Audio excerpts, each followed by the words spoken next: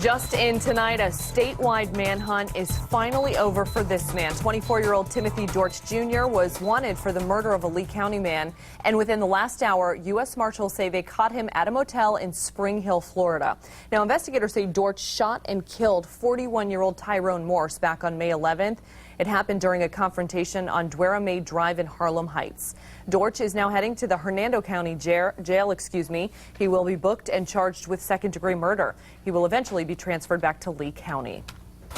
Brand new details tonight in a double shooting in Fort Myers that sent 2 people to the hospital late last night. Police now say 27-year-old Bruce Wade and 26-year-old Clara Smith were shot on their front porch along Brook Hill Drive, not far from Veronica Shoemaker Boulevard. And the gunman is still on our streets tonight. And this is just the latest in what feels like an endless cycle in Fort Myers. Just this month alone, Four in Your Corner has reported on at least 9 shootings in the city of Palms, some of them deadly. Four in Your Corner, Stephanie Tinoco working to find out what is sparking these cases and what's being done to keep your community safe. Stephanie?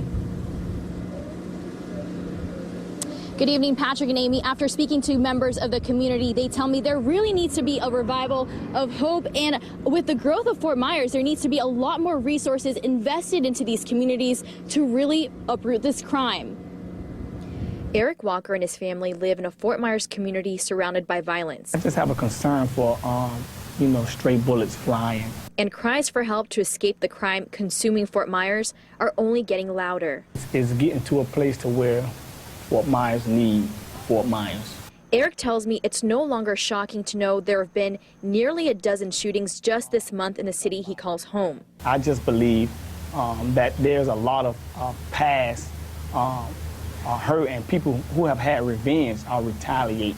I reached out to Fort Myers police to speak to the chief about their efforts to curb the violence. He wasn't available for an interview, but these shootings seem to keep happening. The people who are committing these crimes, it's a fairly small group of people who are doing this.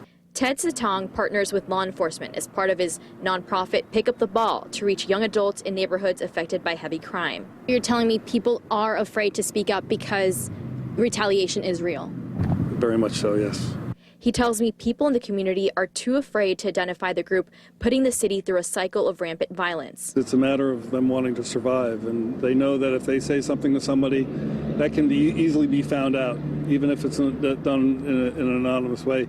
There's ways to deduce who told. The type of growth Fort Myers is going through believes a bigger task force is a good place to start. It's a matter of them wanting to survive, and they know that if they say something to somebody, that can easily be found out, even if it's done in an anonymous way.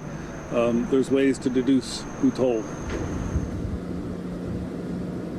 Now, I also spoke to council member Johnny Streets, who tells me he's actually at a convention in Miami, a crime convention, and has seen a few of Fort Myers police officers there, and he hopes that when he comes back, he'll be able to meet with other members of the community to really put together a solid plan to combat this crime. Reporting live in Fort Myers, Stephanie Tinoco, Fox 4, in your corner. All right, thank you so much, Stephanie. We want you to join this community conversation. What do you think needs to happen to curb the gun violence going on in Fort Myers? 239-206-FOX4 or email news@fox4now.